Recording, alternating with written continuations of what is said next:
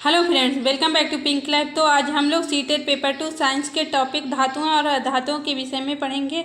सबसे पहले हम देखेंगे धातुओं और धातुओं के बीच अंतर क्या है, और उसके बाद हम देखेंगे धातुओं के रासायनिक गुणधर्म क्या है, धातुओं के रासायनिक गुणधर्म क्या हैं, और उसके बाद अभिक्रियाशीलता के विषय में हम देखेंगे। हम आपको सीटेड पेपर 2 के प्रीवियस ईयर क्वेश्चनों के साथ साथ उसके कंटेंट को भी प्रोवाइड कर रहे हैं। हम अगर आप सीटेड पेपर 2 के साइंस के पोर्शन को क्लियर करना चाहते हैं तो आपको उसके प्रीवियस ईयर क्वेश्चनों के साथ साथ कंटेंट को पढ़ना बहुत ही मस्ट है, क्योंकि इस समय सीटेड इतना घुमा फिरा के क्वेश्चन पूछ रहा है कि अगर आपने कंटेंट पढ़कर नहीं गए हैं तो आप 100% अपना नहीं दे सकते हैं। तो चलिए स्टार्ट करते हैं। सबसे पहले देखते हैं धातुओं और धातुओं के बीच अंतर क्या है। धातुएं चमकदार होती हैं, इसका अर्थ है कि उसमें चमकने का गुण होता है। तो आपने देखा होगा स्टील हुआ, जस्ता हुआ, तांबा हुआ, ये सभी चमकती हुई हैं, तो ये सभी धातुएं हैं। और अधातुएं चमकदार नहीं होती हैं। ग्रेफाइट और आयोडीन के सिवा इनमें चमकदार सतह नहीं होती है। तो ग्रेफाइट और आयोडीन की सतह चमकदार होते हैं, लेकिन ये अधातुएं होती हैं। प्रायः अधातुएं चमकदार नहीं होती हैं, केवल आयोडीन और ग्रेफाइट चमकदार होती हैं, लेकिन ये अधातुएं होती हैं। अगला है पारे को छोड़कर सभी धातुएं ठोस होती हैं। तो पारा क्या होता है, अपने रूम टेम्परेचर पर तरल में होता है, लेकिन पारा क्या है, एक धातु है। और सभी धातुएं ठोस होती हैं, लेकिन पारा तरल है, फिर भी वो धातु है। और इसका अधातु हैं। अधातुएं आमतौर पर मृद होती हैं, हीरे के छोड़कर। हीरा क्या है, एक अधातु है, लेकिन हीरा कठोर होता है। हीरा कठोर होता है, लेकिन अगर आपको एग्जाम्पल देकर पूछ लिया जाएगा हीरा क्या है, धातु है कि अधातु है, तो आप क्या लगाएंगे, अधातु है हीरा। और ये कठोर होता है, लेकिन और आमतौर पर अधातुएं क्या होती हैं, मृद होती हैं।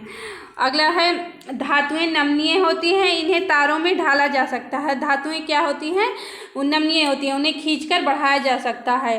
और अधातुएं क्या होती हैं, गैर नमनीय होती हैं। अधातुओं को खींचकर बढ़ाया नहीं जा सकता और धातुओं को खींचकर बढ़ाया जा सकता है। जैसे आपने देखा होगा चांदी हुआ और तांबा हुआ, इन्हें खींचकर एक तार के रूप में परिवर्तित किया जा सकता है। अगला देख लेते हैं, धातुएं आघात वर्धनीय होती हैं, इन्हें चादरों में बदला जा सकता है। आघात वर्धनीय के मतलब है कि धातुओं को पीट कर उन्हें चादर के रूप में परिवर्तित किया जा सकता है। देख लीजिए, ये आप अगर चांदी का सिक्का है, उसे पीट कर आप इतनी पतली चादर बना सकते हैं। और अधातुएं क्या होती हैं, आघात वर्धनीय होती हैं अधातुएं। नेक्स्ट है, ये धातु विद्युत और ऊष्मा की सुचालक होती हैं। धातुएं क्या होती हैं, विद्युत और ऊष्मा की सुचालक होती हैं। एग्जाम्पल में है, आप देख लेते हैं, एल्युमिनियम की तार ले लीजिए, देखिए उसमें विद्युत जो है आपकी उसमें सुचालक होती है।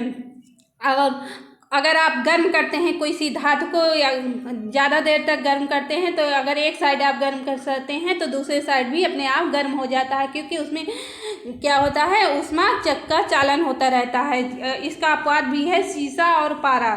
शीशा और पारा जो है ऊष्मा की सुचालक और विद्युत की सुचालक नहीं होती हैं, ये कुचालक होती हैं। अपवाद भी आपको ध्यान में रखना है। अब इस देख के एग्जाम्पल पूछ लिया जाएगा, शीशा और पारा में विद्युत का चालन होता है या नहीं। तो अगर आप इस चीज़ को ध्यान में रखेंगे तभी एग्जाम अपना आंसर दे सकते हैं। अगला है, ये विद्युत और ऊष्मा की कुचालक होती हैं। अपवाद है ग्रेफाइट। अधातुएं क्या होती हैं, ऊष्मा और विद्युत की कुचालक होती है। इसमें जो है ऊष्मा और विद्युत नहीं प्रवाहित कर सकता है। इसका एक अपवाद है ग्रेफाइट। ग्रेफाइट आप देख लीजिए, पेंसिल की नोक जो है वो ग्रेफाइट की बनी रहती है, लेकिन अगर आप भूल से भी उसको किसी मतलब इलेक्ट्रिक उसमें विद्युत आप नहीं, मतलब कि अगर आपने पेंसिल लिया हुआ है तो कहीं आप प्लग में वो डालकर नहीं देखें, क्योंकि उसमें ग्रेफाइट क्या होती है, उसमें विद्युत का चालन होता है, तो आपको करंट मार सकता है अगर आप किसी पेंसिल को प्लग में डालकर देखते हैं तो। अगला है, देख लेते हैं अधातु में उच्च घनत्व और उच्च गलनांक होता है। अधातु में क्या होता है? उच्च घनत्व और उच्च गलनांक होता है। अपवाद है इसका सोडियम और पोटेशियम के गलनांक कम होते हैं। अपवाद जो दिया गया है इसे बहुत ही ध्यान से आप नोट कर लीजिए और पढ़ लीजिए, क्योंकि अपवाद से ही ज़्यादातर क्वेश्चन बनता है। अधातुओं के लिए धातुओं की तुलना में इनका घनत्व कम होता है और गलनांक कम होता है। अधातुओं की का क्या होता है? धातुओं की तुलना में घनत्व और गलनांक कम होता है। इसका अपवाद है हीरा, जिसका गलनांक उच्च होता है। हीरा का गलनांक क्या होता है? उच्च होता है। अब हम देख लेते हैं धातुओं के रासायनिक गुणधर्म के विषय में। धातुएं वायु या ऑक्सीजन के साथ अपक्रिया करके धातु ऑक्साइड बनाती हैं। उदाहरण के लिए कॉपर ऑक्सीजन के साथ अपक्रिया करके कॉपर ऑक्साइड बनाता है। आपको एग्जाम्पल देकर पूछ लिया जाएगा कि धातुएं किसके साथ अपक्रिया करके धातु ऑक्साइड बनाती हैं, तो आपको टिक करना रहेगा वायु के साथ या ऑक्सीजन के साथ। तो देख लीजिए, धातु प्लस O2 यानी कि ऑक्सीजन, तो क्या बन गया? धातु ऑक्साइड। 2Cu प्लस O2 क्या हो गया? Copper oxide. कॉपर को ऑक्सीजन के साथ अपक्रिया कराया गया तो क्या क्या बन गया? Copper oxide. अगला है एल्युमिनियम प्लस O2। अगर एल्युमिनियम को O2 के साथ अपक्रिया कराया जाता है तो एल्युमिनियम ऑक्साइड बन जाता है। कि यानी कि धातुओं को अगर ऑक्सीजन और या वायु के साथ अपक्रिया कराया जा सकता है तो वो धातु ऑक्साइड बन जाता है। देखिए यहाँ एग्जाम्पल दे दिया गया है। कॉपर को ऑक्सीजन के साथ अपक्रिया कराकर कॉपर ऑक्साइड बन गया। एल्युमिनियम को ऑक्सीजन के साथ अपक्रिया करके एल्युमिनियम ऑक्साइड बन गया। नेक्स्ट है धातुओं के ऑक्साइड अम्ल और क्षारकों दोनों के साथ अपक्रिया करके लवण और जल बनाते हैं। तो धातुओं के ऑक्साइड किसके साथ? अम्ल और क्षारक दोनों के साथ अपक्रिया करके क्या बनाते हैं? लवण और जल। अगला है ऐसे ऑक्साइड को उभयधर्मी ऑक्साइड के रूप में जाना जाता है। तो जो ऑक्साइड जो है क्षारक और अम्ल के साथ अपक्रिया करके लवण और जल बनाते हैं, उन्हें क्या कहा जाता है? उभयधर्मी ऑक्साइड के रूप में जाना जाता है। Al2 प्लस O3 को HCl से हाइड्रोक्लोरिक अम्ल से अपक्रिया कराया जाता है तो क्या बन जाता है? एल्युमिनियम क्लोराइड बन जाता है, प्लस H2O निकल जाता है। नेक्स्ट है धातुएं जल से अपक्रिया करके धातु ऑक्साइड बनाती हैं। तो धातुएं क्या होती है? जल से अपक्रिया करके भी धातु ऑक्साइड बनाती है। और किससे धातु ऑक्साइड बनाती हैं? ऑक्सीजन और वायु के साथ अपक्रिया करके धातु ऑक्साइड बनाती हैं। जल के साथ भी अपक्रिया करके धातु ऑक्साइड बनाती हैं। और इसका देख लेते हैं एग्जाम्पल।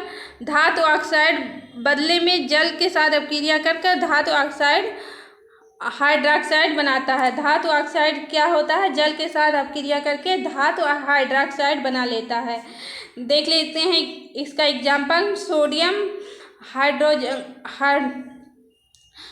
जल के साथ अपक्रिया करके सोडियम हाइड्रोक्साइड बना लेता है। एल्युमिनियम जल के साथ अपक्रिया करके Al प्लस 3H2O अपक्रिया कराकर क्या बना लेता है? एल्युमिनियम हाइड्रोक्साइड बना लेता है। धातु हाइड्रोक्साइड और प्लस हाइड्रोजन मुक्त होता है। अगला देखते हैं धातुएं तनु अम्लों के साथ अपक्रिया करती हैं तथा लवण और हाइड्रोजन बनाती हैं। धातुएं क्या होती है? तनु अम्लों के साथ अपक्रिया करके लवण और हाइड्रोजन बनाती हैं। उदाहरण के लिए मैग्नीशियम तनु हाइड्रोक्लोरिक अम्ल के साथ अपक्रिया करके मैग्नीशियम क्लोराइड और हाइड्रोजन बनाता है।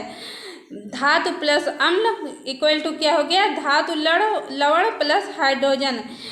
मैग्नीशियम प्लस हाइड्रोक्लोरिक अम्ल अपक्रिया करके साथ में क्या बना लेगा? मैग्नीशियम क्लोराइड बना लेगा, प्लस H2 मुक्त हो जाएगा, हाइड्रोजन मुक्त हो जाएगा।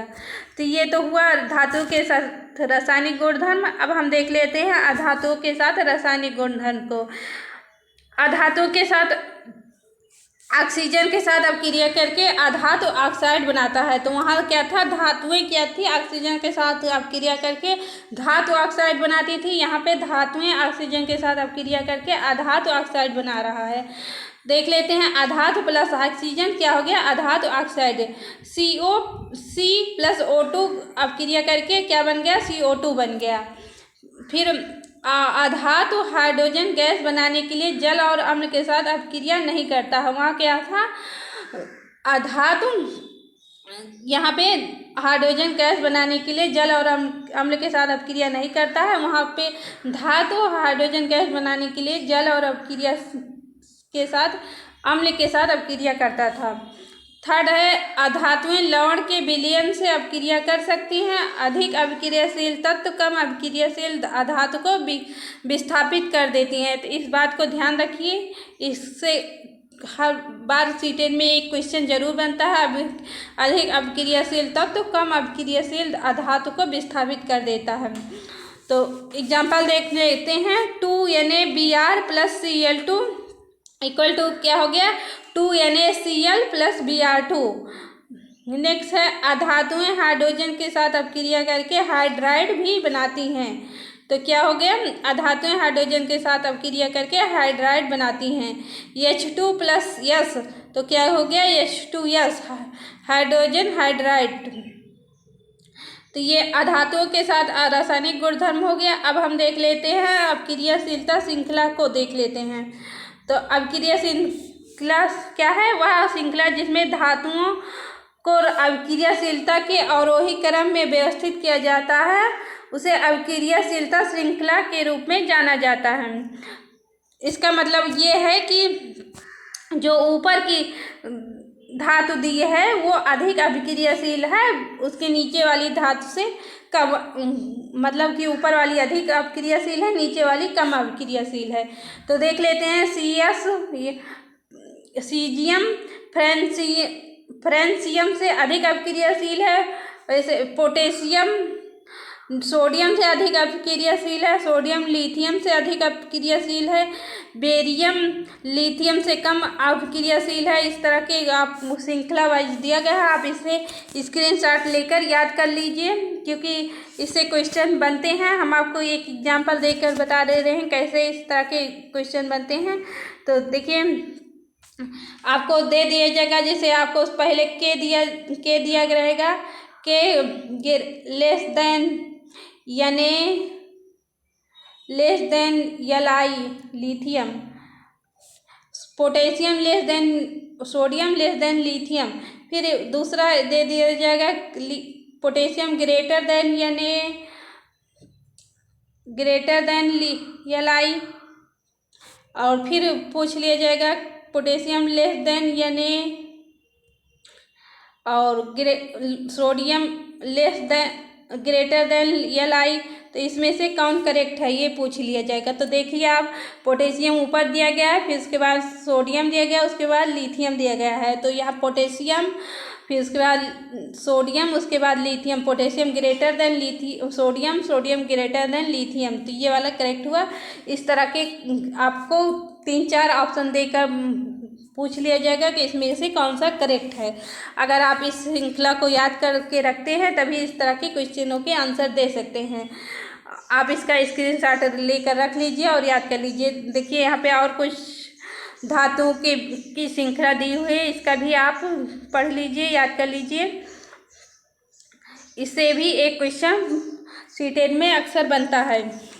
मैं आपको इसका अगले वीडियो में मैं आपको इसके ऊपर क्वेश्चन भी करवाऊंगी। तो वीडियो अगर पसंद आया हो तो लाइक कर दीजिएगा, शेयर कर दीजिए। चैनल पर नए हैं तो चैनल को सब्सक्राइब कर दीजिए, और ऐसे ही वीडियो पाने के लिए बेल आइकन को ज़रूर प्रेस कर दीजिए। मिलते हैं नेक्स्ट वीडियो में, तब तक के लिए टेक केयर, बाय बाय।